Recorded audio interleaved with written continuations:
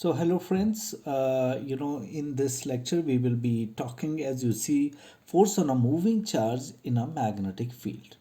Now basically what it wanted to convey is, let's say there is a current carrying conductor which you see here.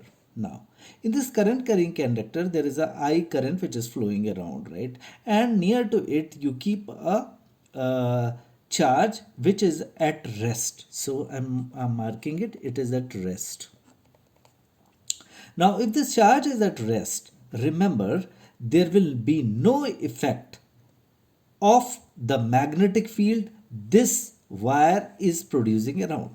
So in the Biot-Savart's law, in the earlier lecture, we have already noticed that this current carrying conductor would produce some magnetic field around it. Let's take this side. So let's assume it makes an magnetic field of intensity B. Now what it wants to convey, or what I wanted to convey, is if a separate charge is at rest and is kept near this wire, but it is at rest, that's a very key point, then there would be no effect on, or no force on this charge which is at rest, because of this magnetic field which is being produced because of this wire. Now take another scenario. Now this is a if this is a wire, let's say now this is a separate wire. Now in this wire we are keeping a charge here and then setting this charge to move at a velocity v. So what we will realize is gradually there is a deflection. There is some force acting on it which is causing it to deflect here. Now this is because of the magnetic field being produced by this wire here. Okay, so that is the effect on the charge at rest and the charge which is moving. Okay, now we know that the force on the moving charge is equal to q v cross b. Now v is vector v, which is nothing but the velocity of the charge, and b is the magnetic field which is made because of this wire current carrying conductor. Okay, so if we take the magnitude of this, the magnitude, as is mod of fm is nothing but qvb sine theta. Now okay, now suppose this force is zero. Now suppose this force is zero. Then suppose, let's just suppose fm is, so then what can be the possibilities? Then possibility can be either q is equal to 0, v is equal to 0, b is equal to 0, or theta is equal to 0, or theta is equal to 180. Now if theta is equal to 0, then that means v and b both are in the same direction. If theta is equal to 180 degree, then they are anti-parallel. They are parallel but in opposite direction. Okay. Now, one more thing to remember is, because this is a cross product, so, the resultant of the resultant of this cross product would be the direction of the fm, which is perpendicular to v and b both. That is what I have written here. So force would be perpendicular to this, and force would be perpendicular to this as well. Okay, now we already spoke about the direction. Now let's talk about the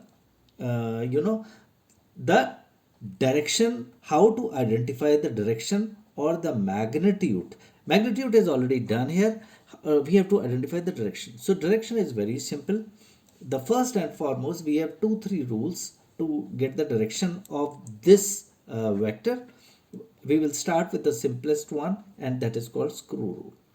Screw rule is nothing but, if I draw the vector this and vector this like this with the tails joined together, and then if I take a screwdriver and I rotate it from V to B, So if I take a screwdriver and I rotate it, you know, from V to B. So what will happen? The screwdriver will go inside, or the screw attached to the screwdriver will go inside. Inside is inwards. Hence, the direction of this force is inwards. Now, if I take V cross B in this direction, you know, if the direction are opposite, and then then I take the screwdriver or move the screwdriver from V to B, so I will realize it's coming upwards, it's coming out. Hence, the direction is upwards.